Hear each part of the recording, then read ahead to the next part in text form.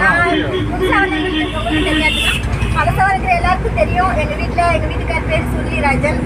என் பொண்ணு மேக்ஸிமம் எல்லாருக்கும் தெரியும். தெரியாதவங்களுக்கு பேர் அனுஷ்டி. அவள் வீடியோ பார்க்கும்போது தெரியும். நான் மணிமேலையோட பொண்ணுன்னு தான் ஸ்டார்ட் பண்ணுவேன். நான் இந்த பிஸ்னஸில் வந்து 2.5 வருஷம் ஆச்சு. நான் டீம் கோஆர்டினேட்டருங்கிற ரேங்கில் இருக்கேன். என்ன ஜாயின் பண்ணது ராஜன் கிருஷ்ண சார். உண்மையிலாம் ஃபஸ்ட்டு லேடிங்கிறதுல ஒரு பெருமை மட்டும்தான் எனக்கு இருக்குது. வேற ஒன்றும் சொல்கிறதுக்கு இல்லை. அப்புறம்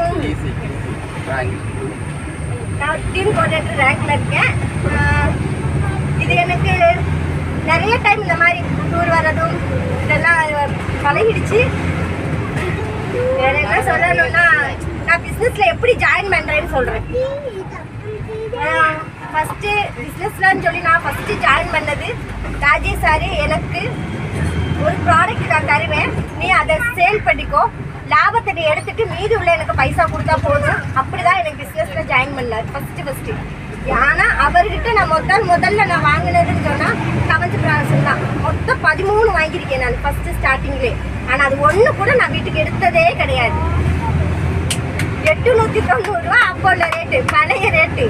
அவர்கிட்ட இருந்து வாங்குவேன், 1250க்கு சேல் பண்ணுவேன். மீதி எனக்கு லாபம் எடுத்துட்டு அவர்கிட்ட கொண்டு போய் 890 ரூபா கையில் கொடுத்துருவேன். இந்த மாதிரி 13 லேஜும் நான் வாங்கி அவர்கிட்ட சேல் பண்ணி கொடுத்துருக்கேன். அப்புறம் என் வீட்டுக்காரருக்கு வந்து கொஞ்சம் டிவி இருந்துச்சு. அவருக்கு ரொம்ப வருஷமாகவே இருந்துச்சு. 30,000 ரூபா நான் வெளியில் ப்ரைவேட் ஹாஸ்பிட்டலில் போய் பார்த்து ரொம்ப செலவு செஞ்சுட்டு போனாங்க. அப்போ அவருக்கு திரும்பவும் ஒரு வேலைக்கு போகலை. 2 வாரம் கிட்ட வீட்டிலேயே இருக்காரு. ரொம்ப இருமல் சளி, அவரால் முடியல. அப்படி இருக்கும்போது கப்னீல் இவர் தான் சொன்னார், 195 ரூபா சொல்கிறாரு, கப்னீல் வாங்கிட்டு போய் உங்கள் வீட்டுக்காருக்கு கொடு, அவருக்கு குடிச்சு சாப்பிட்டு பார்த்தா குறைஞ்சிடும் அப்படின்னு. நான் சொன்னேன், காசெல்லாம் தரமாட்டேன், அவருக்கு நல்லானா தான் நான் காசு தருவேன். இது நம்ம வண்டிக்குள்ளே பேசுகிற உண்மை, யாரும் வெளியில் சொல்லிடாதுங்க. காசெல்லாம் தரமாட்டேன், அவருக்கு குறையட்டும், நான் கொண்டு வந்து காசு உங்களுக்கு நான் தரேன் அப்படின்னு சொல்லிட்டு ஒரு கப்னீல் வாங்கிட்டு போய் கொடுத்தேன். அவர் என்ன செஞ்சுட்டாரு, 3 நாளில் குடிச்சு முடிச்சிட்டாரு. டேஸ்ட்டு நல்லா இருந்துச்சு போல, பாவம் அதுக்கு குடிச்சிருச்சு. நான் தானே அவர் குடிச்சு முடிச்சிட்டாரு, 2வது ஒன்று கூட கொடுங்க, அதையும் ட்ரை பண்ணி பார்ப்போம். அப்படி ட்ரை பண்ணி பார்க்கறதுக்கு முன்னாடியே நாங்கள் ஹாஸ்பிட்டல் போயிருந்தோம். அவருக்குள்ள சளி டெஸ்ட் எல்லாம் எடுக்கும்போது அவருக்கு டிபி இருக்குது, 6 மாதத்துக்குள்ள டேப்லெட் எல்லாம் வாங்கணும்னு சொல்லியிருந்தாங்க. 2வது இவர்கிட்ட இந்த டெஸ்ட்டு நாங்கள் கொடுக்கறதுக்கு முன்னாடி 2 பாட்டில் அவருக்கு குடிக்க சொல்லிட்டோம். ஆனால் குடிக்கும் போது அவருக்கு ஃபஸ்ட்டு சளி மொத்தம் போயிடுச்சு. அவர் கிளியர் ஆகிட்டாரு. அப்படி வேலைக்கும் அவர் ஸ்டார்ட் பண்ணிட்டாரு. அதுக்கு பிறகு நான் இவர்கிட்ட ஐடியா எடுக்கவே ஸ்டார்ட் பண்ணேன்.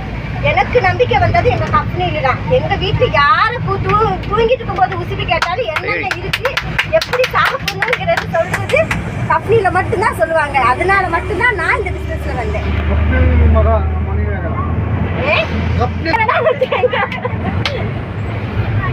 அந்த மாதிரி தான் நான் ஜாயின் பண்ணேன். இது வரைக்கும் நான் இதுலேருந்து எடுத்தது நிறைய, கிடைச்சது நிறைய. நமக்கு ரிலேஷன்லாம் யாரும் கிடையாது. இந்த பிஸ்னஸில் சேர்ந்த பிறகு தான் நிறைய பேர் கிடைச்சாங்க. எனக்கு ஃபோன் வர்றது கூட யாருக்கிட்ட இருந்து ஃபோன் வராது. அண்ணன், தம்பி, அக்கா, தங்கச்சி அது மாதிரி யாருக்கிட்டையும் வராது. பிஸ்னஸ்லேருந்து 100 ஃபோன் வரும். என்ன பண்ணுறீங்க, என்ன செய்றீங்க, சாப்பிட்டீங்களா, பிள்ளைங்க என்ன செய்கிறாங்க அப்படின்னு கேட்குறதுக்கு நிறைய பேர் இருக்காங்க. அந்த அளவுக்கு எனக்கு இதில் ஒரு சந்தோஷம். சொல்லணும்னா நான் மட்டும் பேசியிருக்க கூடாது, மொத்தம் 13 பேர் இருக்காங்க. அதனால நான் கொஞ்சம் ஸ்டார்ட் பண்ணிட்டு அடுத்து ராஜன் சார் கையில் கொடுக்குறேன், அவர் ஸ்டார்ட் பண்ணுவேன்.